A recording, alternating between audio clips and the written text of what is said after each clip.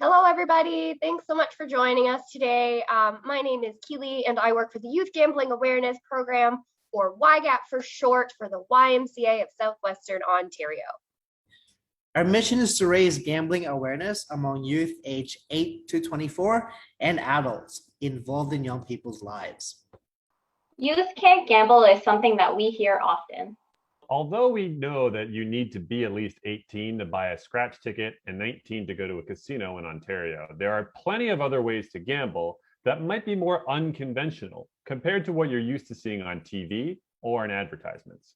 So maybe we should take the time to define what gambling is. At YGAP, we say gambling is when you risk something of value, money, candy, video game skins, and you don't know if you will win or lose.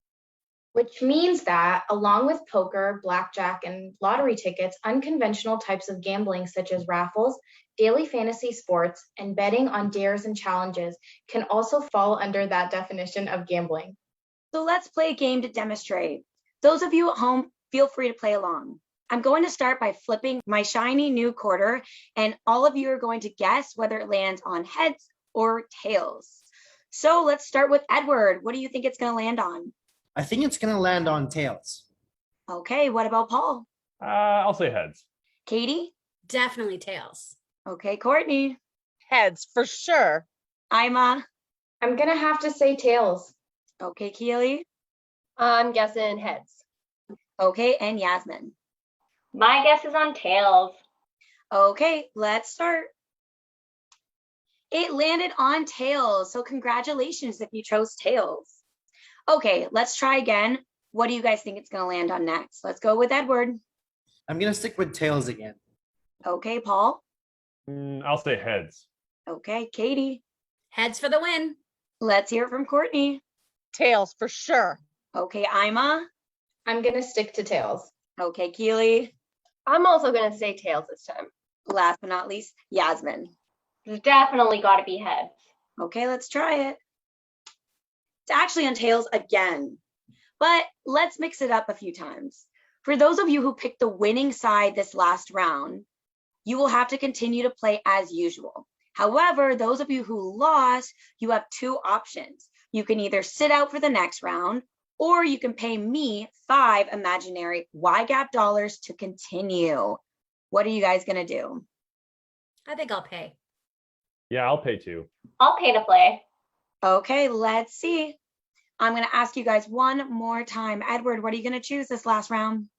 I'm going to choose tails again. Okay, Paul. I'll go with tails. Katie. Heads.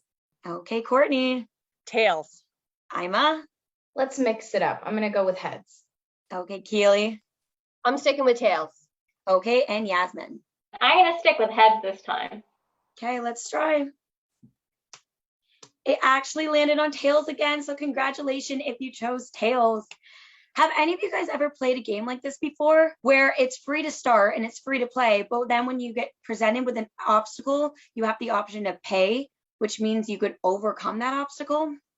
Yeah, I play games like this on my phone all the time. It really reminds me of the game Candy Crush. So these types of games are based on the freemium model, where it's free to download, but at some point you will be offered the chance to pay for in-game currency, usually earned through the gameplay, or to eliminate a waiting period. Is playing a freemium game gambling? Well, let's think about this. The definition of gambling is risking something of value when an element of chance is associated with the outcome, not knowing if you're going to win or lose the game on a game of chance. Okay, now using our coin flip game as an example, for those who chose to pay to continue, did that increase your chance of winning? No, it just allowed them to continue playing immediately, giving them another chance to win or move on in the game. Paying may also give the illusion of control. One may think that they are closer to advancing in a game after they pay to skip a waiting period or immediately get more currency. But actually, you are just paying for additional chance to advance. So yes, I would say that fits our definition of gambling. Many people, including youth, participate in these games without realizing they incorporate elements of gambling. Another thing to be aware of is that these games also often have pop-up advertisements that can include gambling games and websites, exposing underage people to enticing gambling ads. So how can we play these games we love and stay safe? Research the site you're using. Can you trust it? You could set a budget for yourself. Consider using prepaid cards if you're planning on spending money. And take breaks, go offline. Continue doing other activities that you enjoy. When gambling and gaming, remember to use harm reduction strategies to stay safe. And if you or someone you know is experiencing difficulties as a result of gambling behavior, free and confidential help is available through Connex Ontario at 1-866-531-2600. Thank you guys so much for joining us today. We hope you learned something and had a little bit of fun with us. Bye.